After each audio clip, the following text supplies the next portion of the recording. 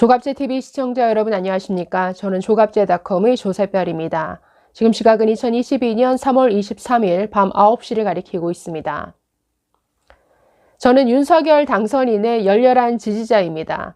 그리고 인간 윤석열을 참 좋아합니다.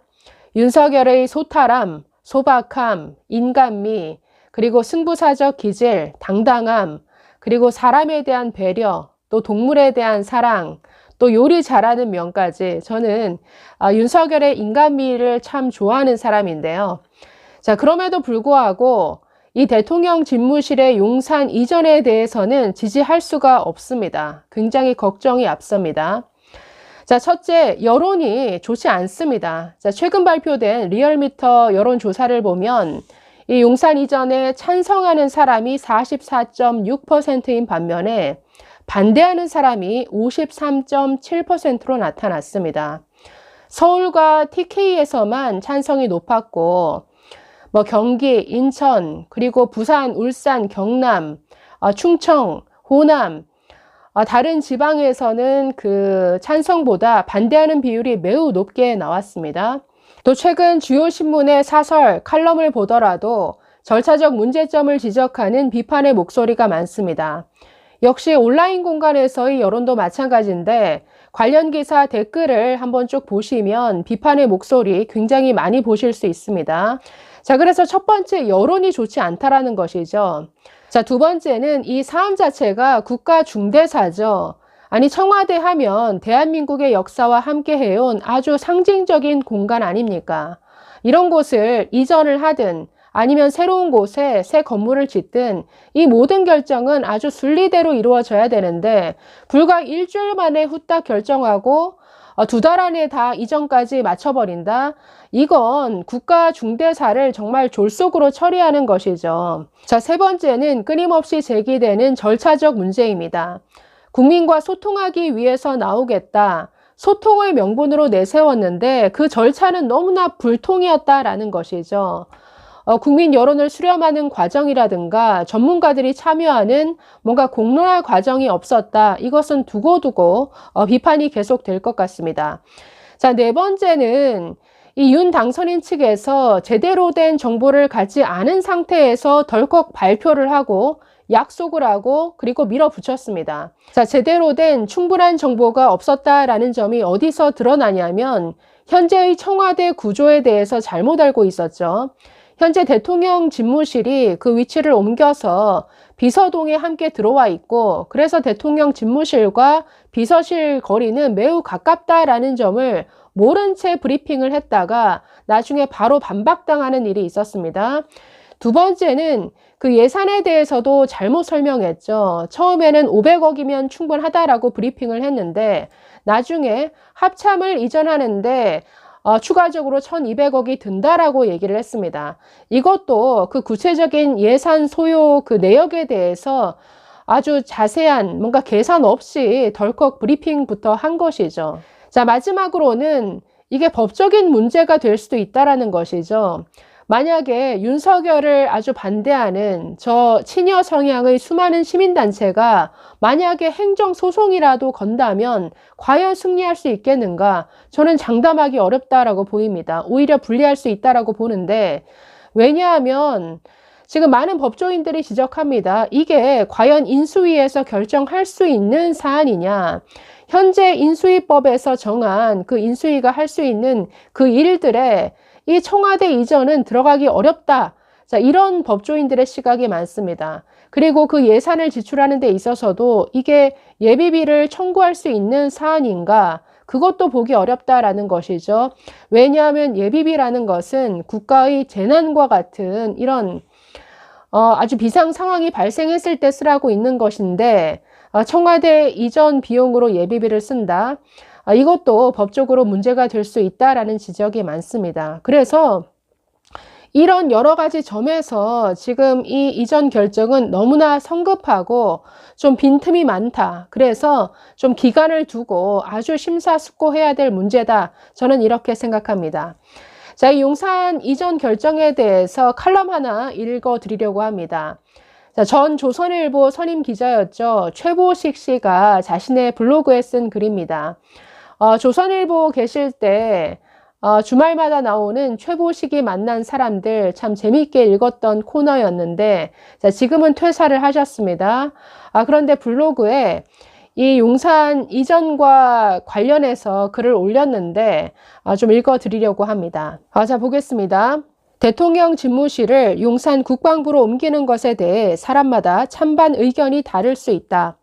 하지만 분명한 점은 윤석열 당선인이 대통령 집무실 프레임에 갇혔다는 것이다. 당선된 뒤 본인과 새 정부를 부각시킬 수 있는 가장 중요한 시기를 집무실 이슈로 망쳤다는 것이다. 물론 윤 당선자 본인에게는 국정과제 1호일지 모르겠다. 본인이 들어가서 마음먹고 일해볼 장소이고 공간이 의식을 지배한다니까 본인에게는 중요할 수도 있다. 청와대에 안 들어가고 새로 집무실을 만드는 것에 대해 무한정 의미를 부여할 수 있을 것이다. 하지만 일반 국민들은 과연 이것을 긴급 국정과제 1호로 여길지는 의문이다. 글을 찍어준 대부분의 지지자들도 윤 당선인의 첫 번째 주 관심사가 자신의 집무실이 될 줄은 몰랐을 것이다. 다들 저 양반이 당선되더니 왜 저러나 싶을 것이다. 선거 과정에서 이 문제가 이슈화됐다면 윤 당선인은 이렇게 세게 나오지 못했을 것이다. 선거와 당선의 차이는 화장실 갈 때와 나올 때의 차이다. 물론 윤 당선인은 후보 때 이미 뱉어놓은 공약을 지키고 싶었을 것이다. 그의 자존심 혹은 속된 말로 가오일 수도 있다.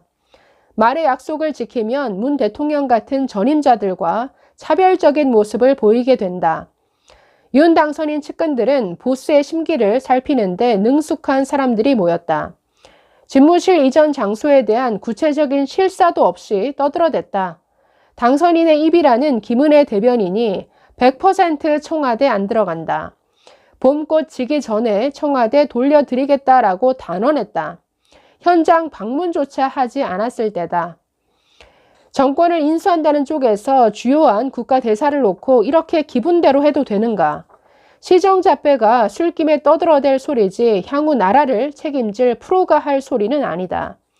당초 윤 당선인은 광화문 정부 청사 약속을 했다.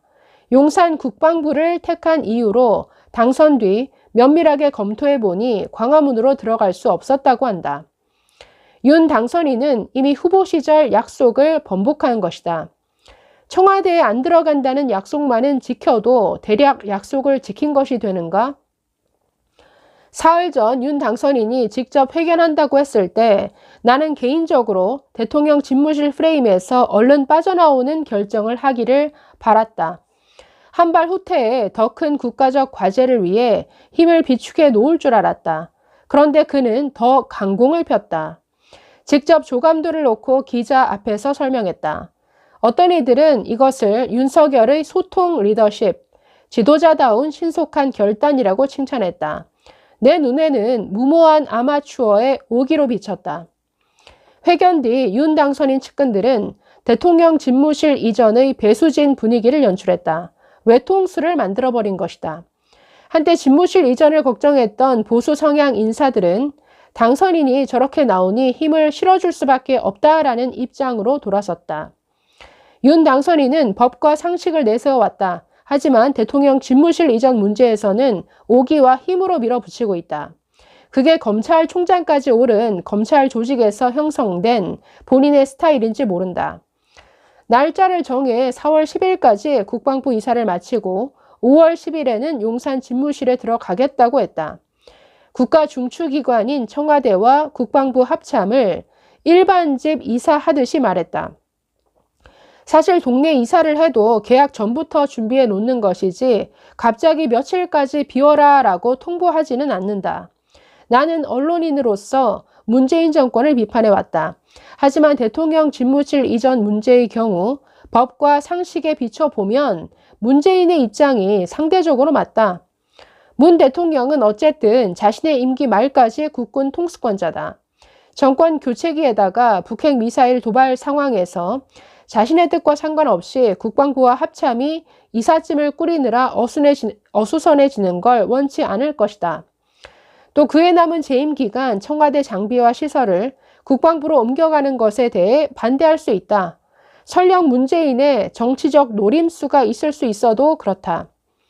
윤 당선인은 인수위 과정에서 대통령 집무실을 이전하려면 먼저 문재인 쪽과 상의하거나 설득해야 옳았다. 그게 안 통하면 집권한 뒤 자신의 책임으로 해야 하는 것이다. 윤 당선인 측은 청와대의 반대에 직면하자 통이동 금융감독원 연수원 건물에서 대통령 집무를 시작하겠다라고 말했다. 대체 이게 무슨 오기인가? 청와대가 못 들어갈 곳이라도 되는가? 대통령 집무실 이전 문제는 이제 신구 권력의 충돌, 진영 간 대결로 확전이 됐다. 보수 진영 안에서도 윤석열의 용산 국방부 이전을 찬성 안 하면 문재인 편으로 몰리는 분위기가 됐다. 대선 과정에서 불가피하게 정권 교체를 위해 윤석열을 찍을 수밖에 없었던 기분과 비슷하다. 윤 당선인이 자초한 대통령 집무실 문제에서 선거 때와 똑같은 기분을 맛봐야 하는가? 정상적이라면 당선 직후 윤석열과 국민의힘 지지율은 적어도 6, 70%는 나와야 한다. 지금 어떤가? 윤 당선인이 대통령 집무실 프레임에 계속 갇히면 출범 직후 치러질 지방선거에서도 완패할 것이다. 소위 취임 덕에 말이 나오는 것이다. 지도자라면 자신의 체면을 지키는 결정보다 현실적 관점에서 국가와 국익을 지키는 결정을 해야 한다. 네, 최보식 기자의 글 읽어드렸습니다. 어떻게 생각하십니까? 저는 이 입장에 전적으로 동의하는 바입니다. 그러나 저는 문재인 편은 아닙니다. 감사합니다.